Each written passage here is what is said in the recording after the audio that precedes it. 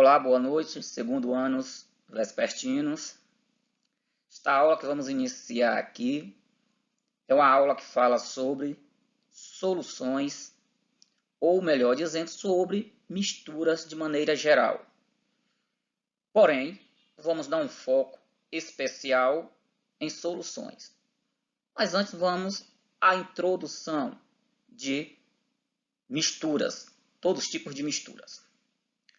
Misturas podem ser chamadas também de dispersões. Então está aqui o título na barra, dispersões, igual a misturas. Essas duas palavras são sinônimas aqui no contexto químico. Prosseguindo. Em uma dispersão, que é o mesmo que mistura, é formada sempre por o dispersante, que está em maior quantidade, e o disperso, que está em menor quantidade. Uma dispersão pode ter vários dispersos, porém apenas um dispersante.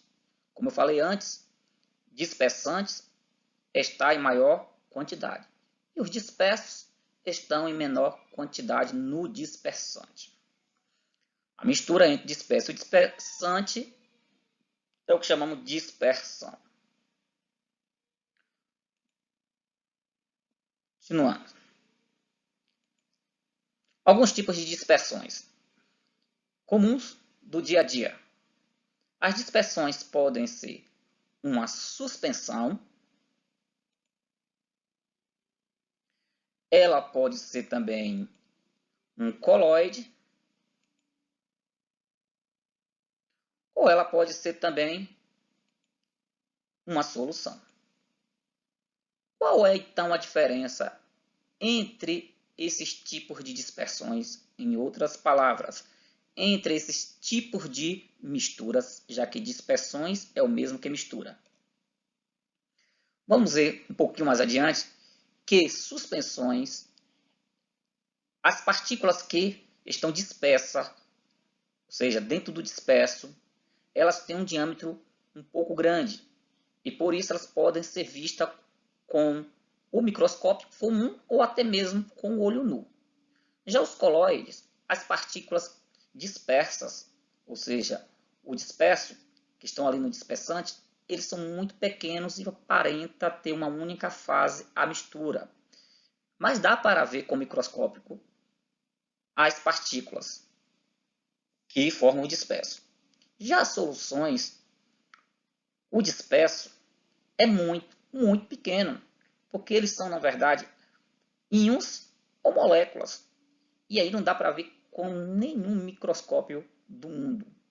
As partículas são menores que 1 nanômetro. Como elas são menores que 1 nanômetro, não existe um microscópio de resolução tão potente que consiga ver, nem mesmo um microscópio de tunelamento. Vamos ver mais algumas características que vão diferenciar esses três tipos de dispersões. Vamos ver exemplos aqui de dispersões. Quando eu falo de dispersões, pode ser qualquer tipo de mistura. Qualquer mistura é chamada de dispersão. Vamos ver alguns tipos. Suspensão, como eu falei antes. Aqui, um exemplo de suspensão. Uma mistura de água barrenta. O que é água barrenta? Água com barro. Então, o barro que está aqui, as partículas de areia, terra, solos que estão aqui nesse recipiente, elas estão suspensas. Depois, com o tempo, elas decantam, deposita. O povo comumente diz que assenta. É o que chamamos aqui de deposição. Elas começam a precipitar. Quanto menor for o tamanho dessas partículas, mais tempo essa água vai ficar barrenta. Ou seja, aparentando ser homogênea, mas de fato não é. Se dá para chegar perto, você vai ver as partículas aqui. Se não dá para... com o microscópio simples, você já consegue ver, se não der para ver com o olho nu. Bom, prosseguindo. Então, com o tempo acontece isso, ó. A parte de cima fica transparente, porque o barro acabou se decantando, depositando no fundo do recipiente, certo? Ela precipitou. Isso não acontece com uma solução. Se você colocar sal na água e dissolver, não acontecerá isso. a menos que você coloque sal demais e ultrapasse o ponto de solubilidade, certo? Ou também chamado coeficiente de solubilidade. Mas se você colocar no limite, o sal vai dissolver e não vai precipitar.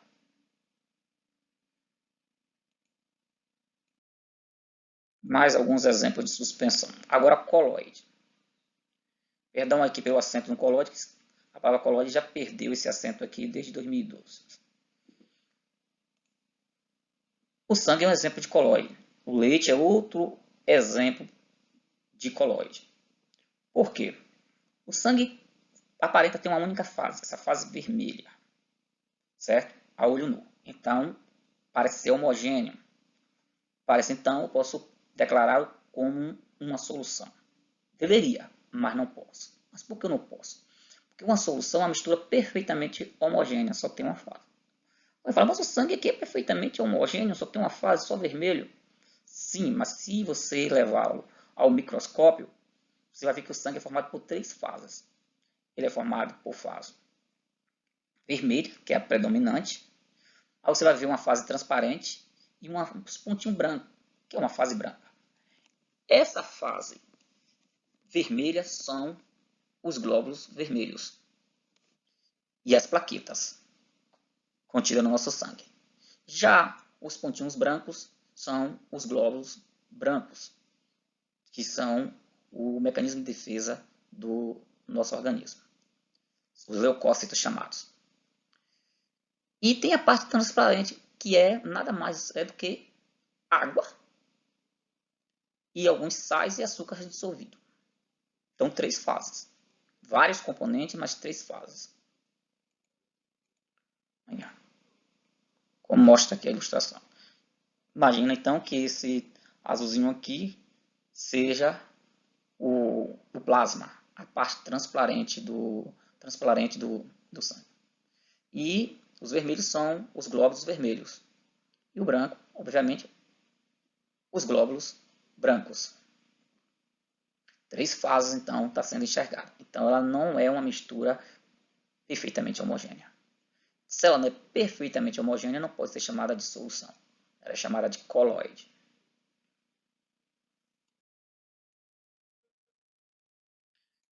Já uma solução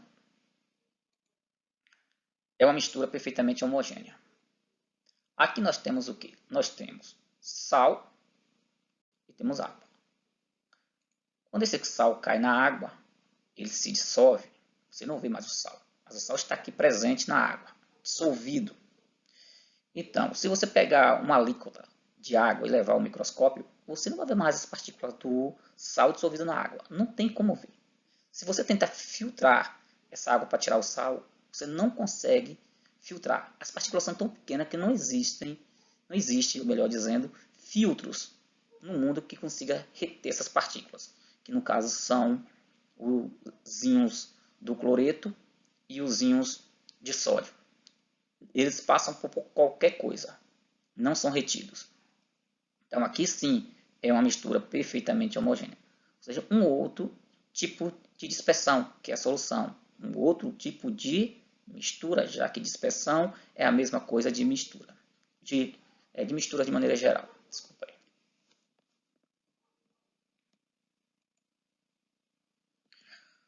A solução, os seus componentes recebem nomes especiais. Por exemplo, o disperso passa a ser chamado soluto e o dispersante passa a ser chamado solvente na solução. Eu posso chamar isso aqui de dispersão? Sim, você pode chamar de dispersão. Aí o soluto eu posso chamar de disperso? Sim, pode chamar de disperso.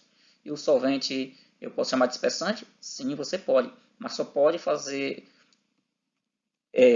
a palavra soluto e solvente você só pode empregar quando for em solução. Em suspensão, em colóide, só se aplica disperso, dispersante. São essas palavras que se aplicam em colóides e suspensões. Solução, você pode, essa aqui é a característica, essas palavras aqui, de soluções, que são mistura perfeitamente homogênea. Estou insistindo um pouco, sendo repetitivo para ficar mais claro.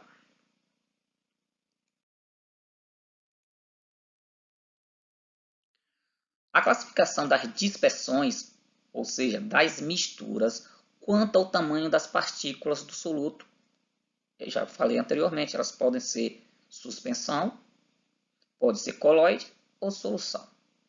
Mas vamos fazer isso de maneira qualitativa, vamos ver isso de maneira quantitativa mesmo.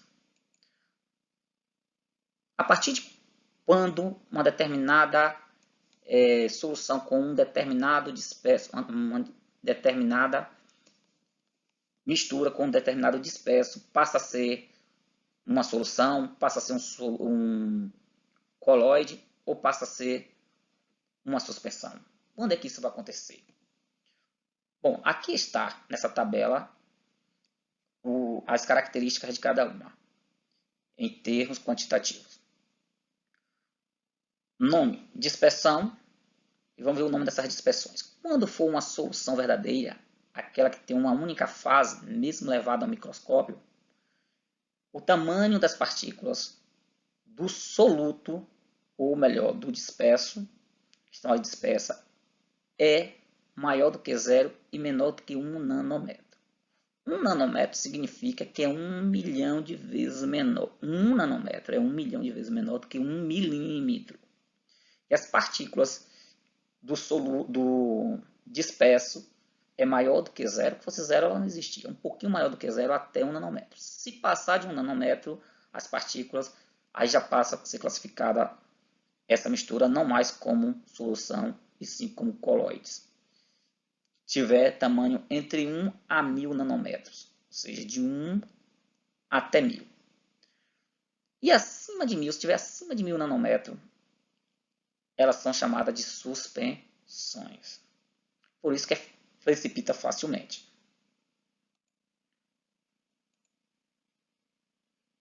E aqui está uma ilustração para melhor compreensão.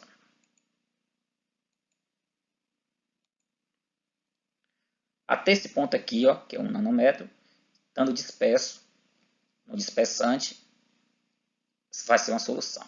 De 1 nanômetro até 1000 nanômetros, as partículas dispersas em um determinado dispersante, aí eu tenho colóides.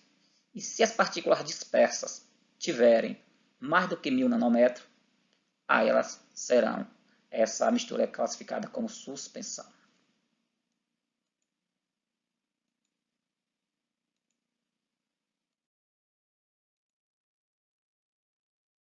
Estão as principais características de cada uma delas.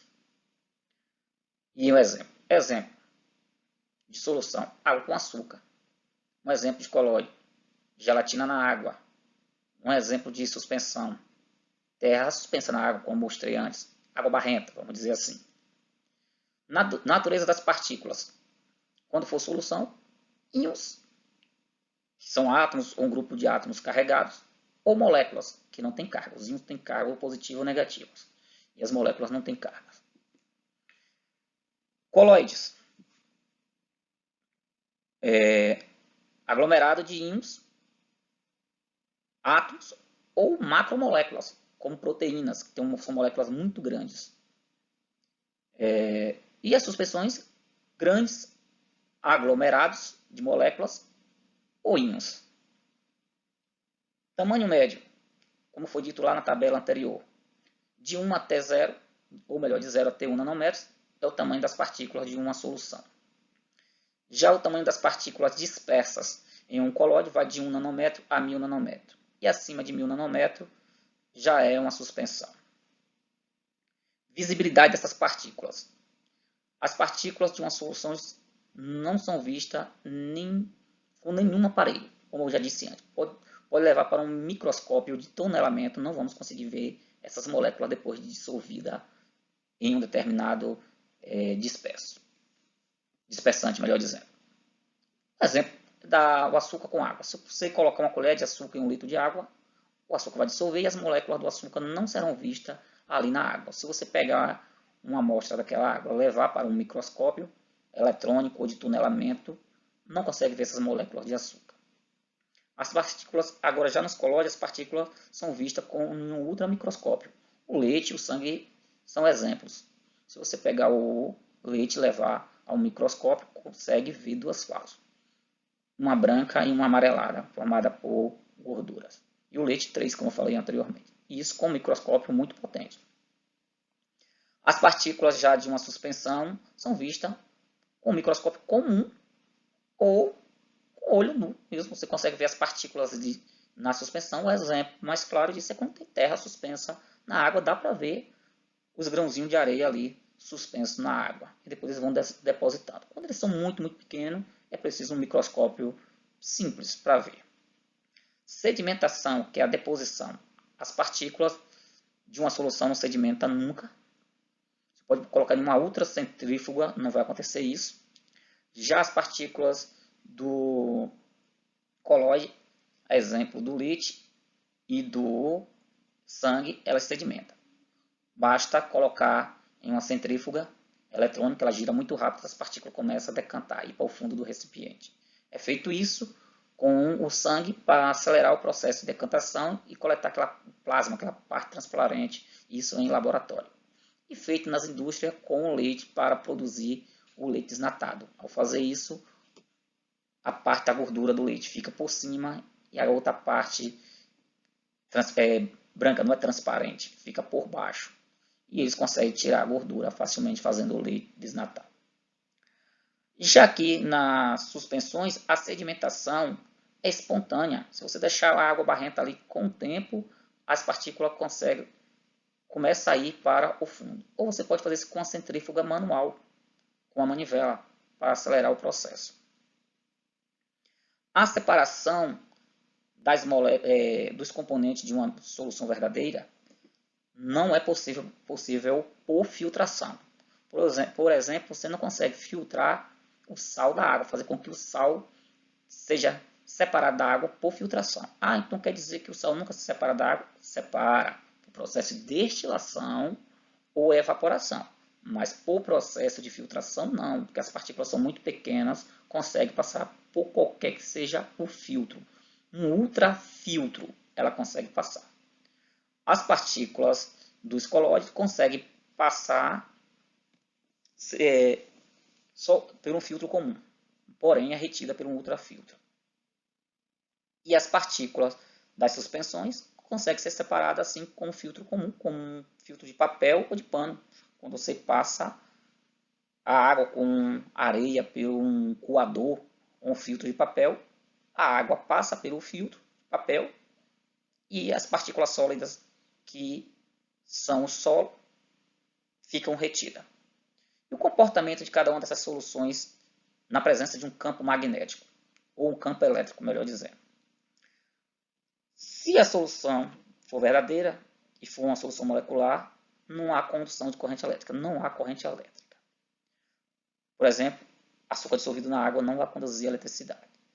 Se ela for iônica, formada por íons tipo sal de cozinha, os cátions, que são os íons positivos, no caso de sal de cozinha, o cloreto de sódio, vai para o polo negativo. E os íons negativos, que são o cloreto, eles vão para o polo positivo, formando assim uma corrente elétrica dentro da água. E o que acontece nos colóides? As partículas de um colóide têm o mesmo sinal, ou seja, são tudo positivo ou tudo negativa, e elas migram sempre para o mesmo polo, ou seja, sempre para o polo positivo ou sempre para o polo negativo. E nas suspensões não há a presença do campo elétrico, as partículas não se movimentam, elas ficam estáticas. Ela não se alinha indo em direção a um polo positivo ou um polo negativo. Essas são as características dos três tipos de misturas: soluções, colóides e suspensões. A partir de agora, vamos enfocar bastante em soluções. Bom, solução é um tipo de dispersão, ou seja, é um tipo de mistura, já que isso aqui significa mistura.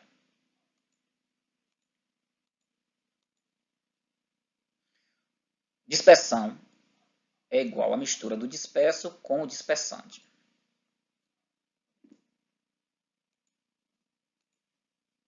Nesse caso especial, o dispersante, a dispersão, melhor dizendo, passa a ser chamado solução. O disperso passa a ser chamado soluto e o dispersante passa a ser chamado solvente.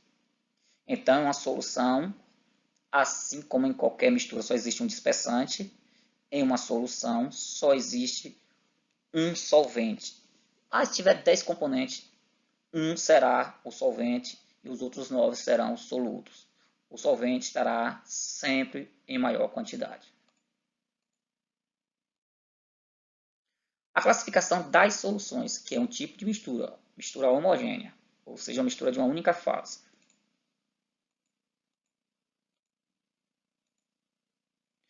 Elas podem ser classificadas de várias maneiras. Quanto à condução elétrica e quanto ao estado físico. Quanto à condução elétrica, elas podem ser eletrolíticas ou não eletrolíticas.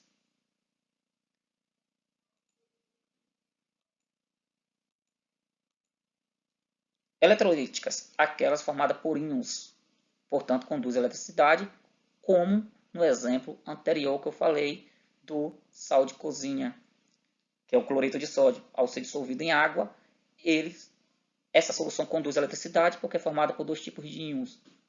O cloreto, que é negativo, e os íons sódio, que são positivos, chamados de cátion. Uma solução não eletrolítica não conduz eletricidade, por exemplo, formada por moléculas.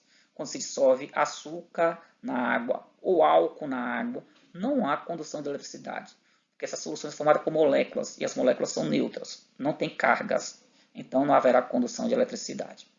Então, quanto à condução elétrica, uma solução pode ser eletrolítica se conduzir eletricidade e não eletrolítica quando não conduz. Se é eletrolítica, porque é formada por íons. Se não eletrolítica, é formada por molécula. Isso eu estou falando com relação ao soluto, certo? Com relação ao soluto, que é um dos componentes em menor quantidade. Nessa mistura é chamada solução. Quanto ao estado físico, uma solução pode ser sólida, pode ser líquida e pode ser gasosa. Um exemplo de solução sólida. Podemos dar o exemplo do bronze. Por que o bronze é uma solução sólida? Porque ele é formado por uma mistura de cobre e de estânio. Podemos dar exemplo também ainda do ouro desoxilate, que faz aliança. Ele é formado por 75% de ouro e 25% de cobre.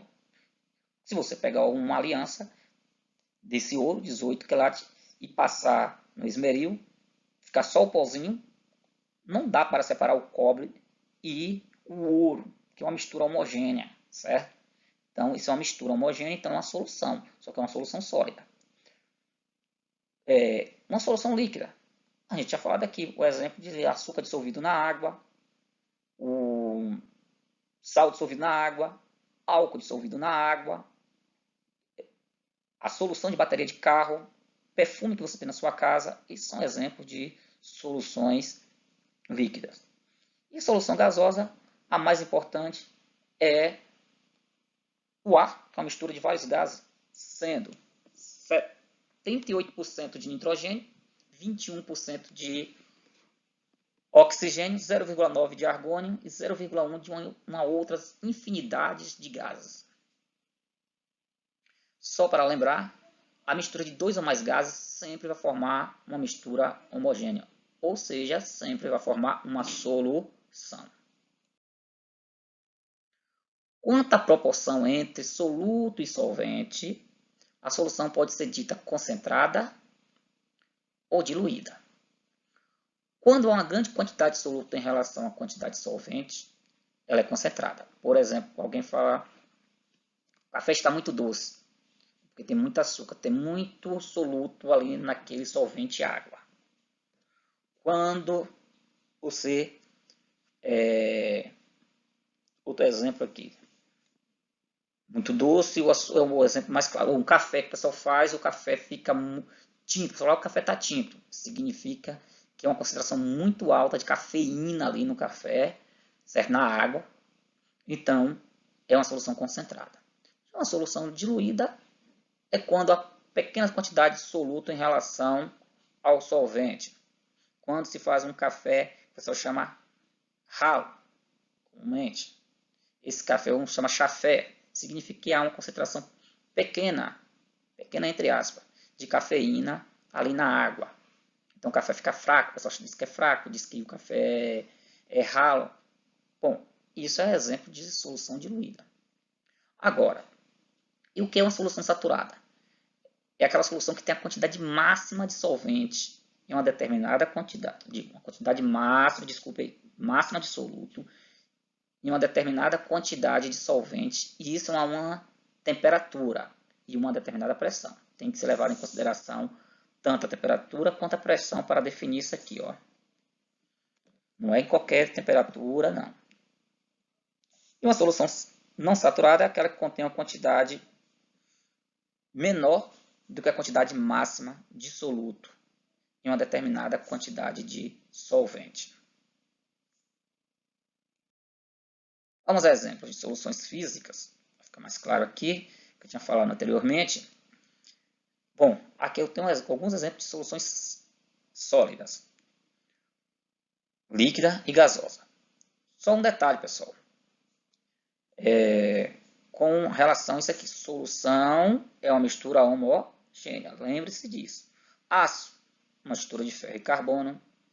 Bronze, eu já tinha falado, que é uma mistura de cobre e estânio, porém de forma homogênea, não dá para distinguir quem é quem. Ouro, 18 quilates, também já tinha falado, que era 75% de ouro e 25% de cobre. Latão, que é o cobre e o zinco. A solda, essa de só conserta rádio e televisão, aquele fiozinho, é estânio e chumbo. Tudo isso aqui são exemplos de misturas homogêneas sólidas. Se é mistura homogênea, é chamada solução. Já soluções líquidas, nós temos vinagre, que é uma mistura de água e ácido acético. O álcool hidratado, quando fala hidratado, significa que contém água. É álcool e água. Soro fisiológico, que é água e sal de cozinha. A gasolina brasileira, que é uma mistura de gasolina e álcool. Bom, e solução gasosa, o atmosférico, como eu tinha falado antes, formado principalmente por nitrogênio, então logo o nitrogênio é o solvente. Os outros gases são os solutos, porque estão em pequenas quantidades. Com relação às soluções eletrolíticas e não eletrolíticas, eu falei há 2 slides atrás, vamos passar este vídeo aqui para dar sequência. Como todo composto iônico, cloreto de sódio, NaCl, é um sólido nas condições ambientes e apresenta um retículo cristalino iônico. No estado sólido, o NaCl não conduz corrente elétrica, pois seus íons não têm mobilidade. Ao dissolvermos o NaCl em água, ele sofre uma dissociação, produzindo uma solução iônica, portanto eletrolítica.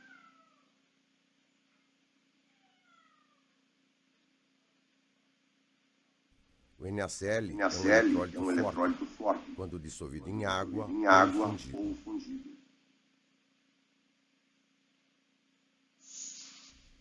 Substâncias que, quando dissolvidas em água, não se ionizam nem se dissociam, originam soluções moleculares, isto é, não eletrolíticas. Um exemplo dessas soluções é uma solução aquosa de açúcar.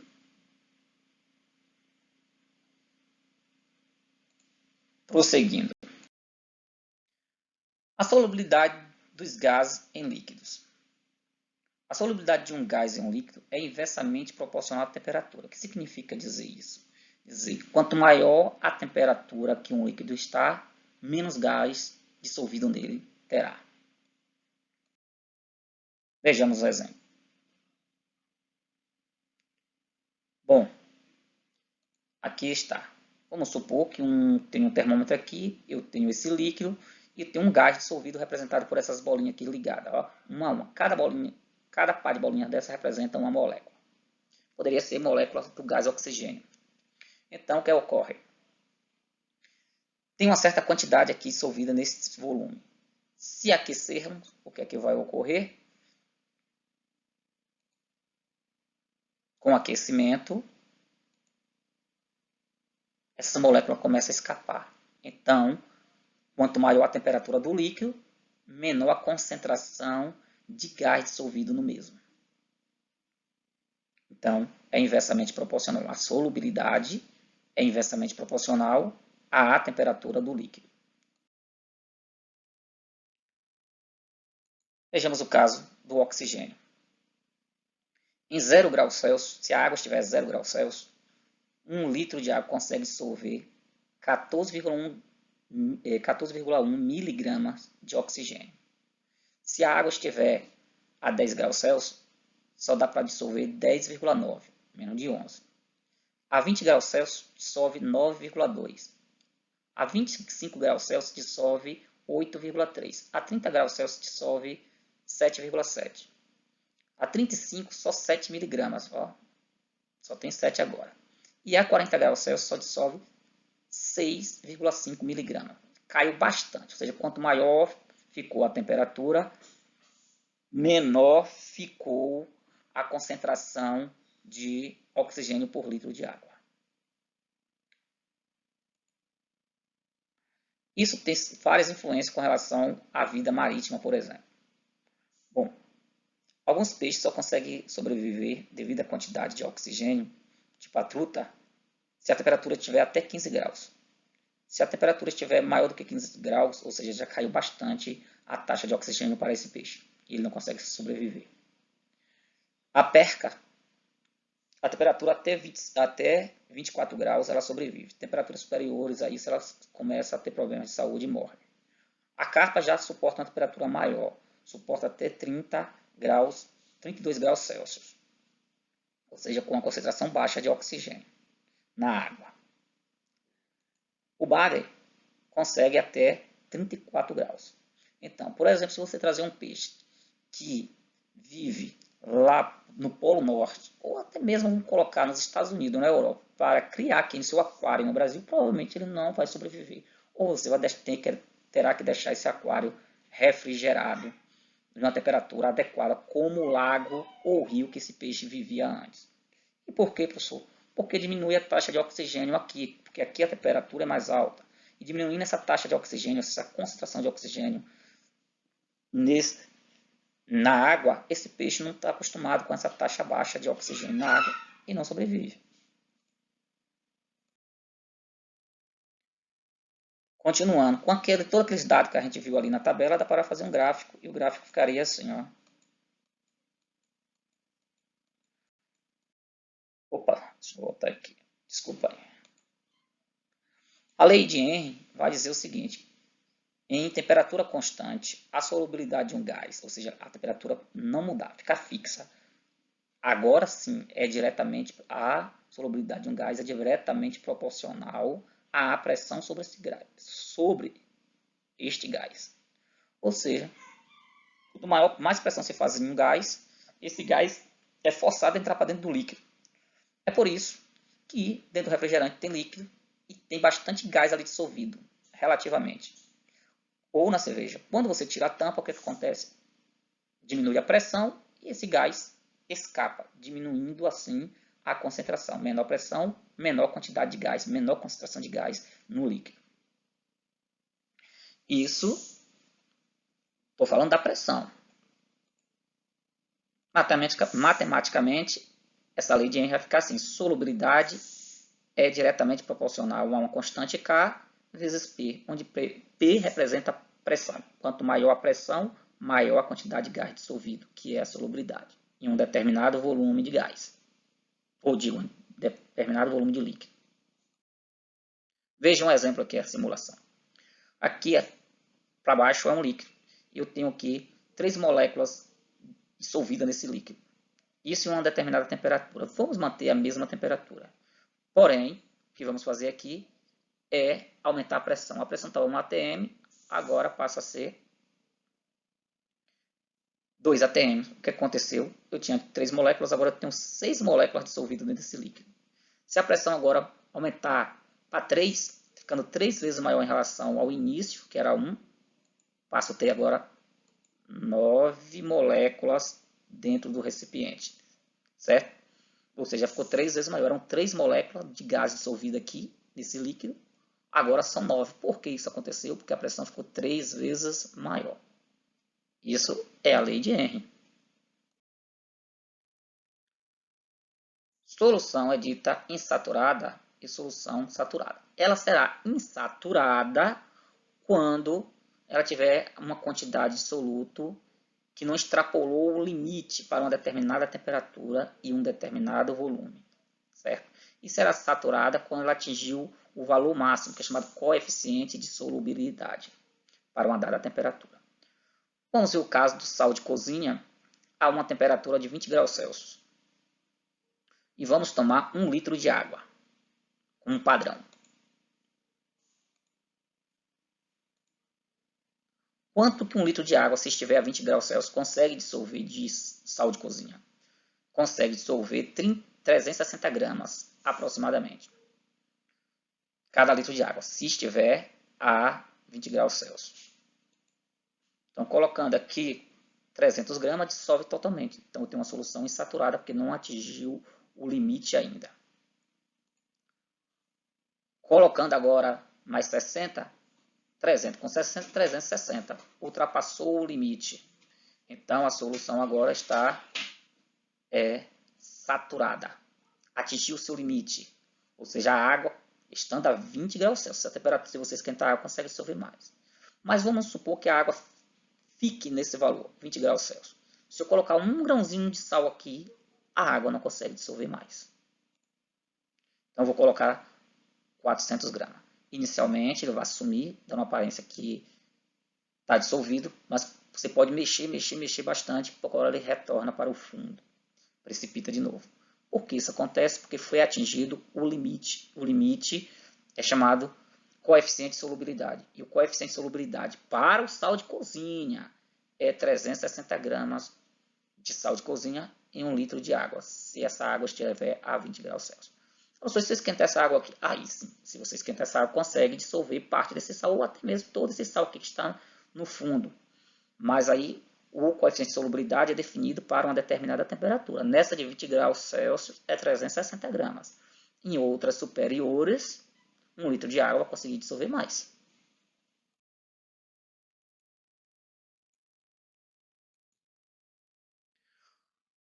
Falando agora das dispersões.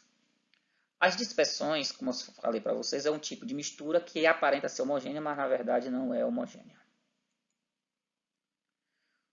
Aqui está o dispersante, que está em maior quantidade, que ele pode ser um gás, pode ser um líquido, pode ser um sólido.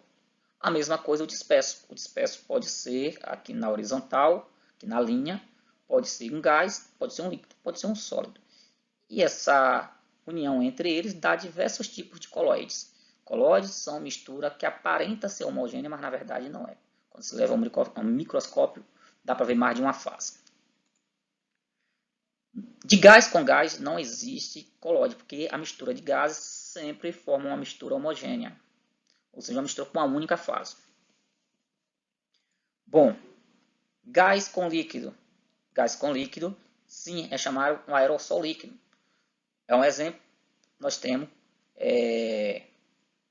nuvem e a neblina, pequenas gotículas de água dispersas em um gás, por exemplo, que é a nossa atmosfera. Isso é um aerossol. Outro tipo de colóide é uma observação. Nos colóides, sempre o dispersante é gás. E o disperso pode ser sólido ou líquido. Então, um outro colóide, um outro aerossol, é o aerossol sólido, onde tem pequenas partículas sólidas dispersas em um gás. Por exemplo, fumaça e poeira dispersa no ar. Espuma. A espuma é um tipo de dispersão, certo?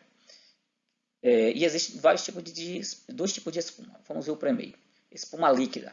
A espuma líquida, nesse caso, o dispersante é um líquido e o disperso, ou seja, que está em pequena quantidade, é um gás. A emulsão. A emulsão é tanto o dispersante quanto o disperso são líquidos. Exemplos: sangue, leite, maionese, creme, são exemplos. O sol, existe dois tipos de sol. O primeiro é esse que formado por um sólido disperso em um líquido. Tintas, vidros coloridos, certo? Exemplo de um sol. Como eu falei que tinha dois tipos de espuma, a líquida e a sólida. Uma espuma sólida é quando tem um gás disperso, não dissolvido, disperso em um sólido. Exemplo, pedra, pome. O gel é o contrário do Sol. Enquanto que no Sol é um sólido disperso em um líquido, no gel é um líquido disperso em um sólido. Ou seja, quem está em maior quantidade é o sólido, quem está em pequena quantidade distribuído no sólido é o líquido. Gelatina, queijo, geleia, o gel de cabelo, por exemplo, são alguns exemplos. Bom, aqui eu vi um sol que tinha falado que era o sol líquido e o sol sólido. O sol sólido é quando tem tanto o dispersante, que está em maior quantidade, quanto o disperso são sólidos. Exemplo, algumas semijoias, rubi e safira.